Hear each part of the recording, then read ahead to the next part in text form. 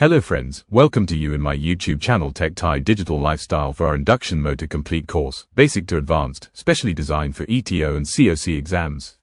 This is a 10-day structured playlist where we will cover theory, diagrams, numericals, and exam-oriented questions in detail, and today, on day 1, we will start with the introduction of induction motors.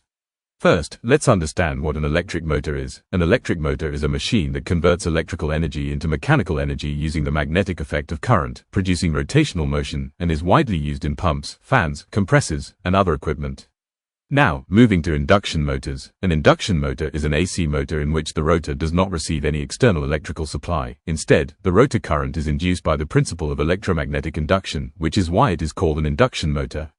It is the most widely used motor in industries. It is called an induction motor because the rotor conductors cut the flux of the rotating magnetic field produced by the stator, generating an induced EMF, which causes current to flow, and the interaction of the rotor current and stator flux produces torque. The working principle is based on Faraday's law of electromagnetic induction, where a three-phase AC supply to the stator windings produces a rotating magnetic field that rotates at synchronous speed. This field cuts the rotor conductors, inducing current, and the interaction between the rotor current and the stator flux develops mechanical torque. The rotating magnetic field, RMF, is generated by the three-phase supply, has almost constant magnitude, and rotates at synchronous speed, with direction depending on the phase sequence. One important point to note is that the rotor never reaches synchronous speed because if it did, the relative speed between the rotor and the field would be zero, no induction would occur, and no torque would be produced, so the rotor always rotates slightly slower than the synchronous speed. Induction motors are widely used in pumps, fans, blowers, compressors, conveyors, elevators, machine tools, and marine auxiliary machinery.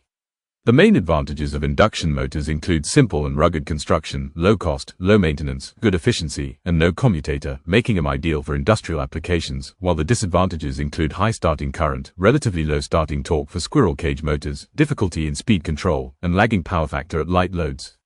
From the ETO and COC exam point of view, the most important topics from today's lecture are the definition of induction motors, working principle, why rotor speed is less than synchronous speed, advantages, and applications. These are commonly asked in theory and short notes. So today, on day 1, we have covered electric motor basics, induction motor definition, working principle, introduction to rotating magnetic field, applications, and advantages and disadvantages, and in the next video, we will discuss the construction and parts of an induction motor in detail, including stator, rotor, and rotor types. Please like this video, subscribe to the TechTie Digital Lifestyle YouTube channel, and write your doubts in the comment section.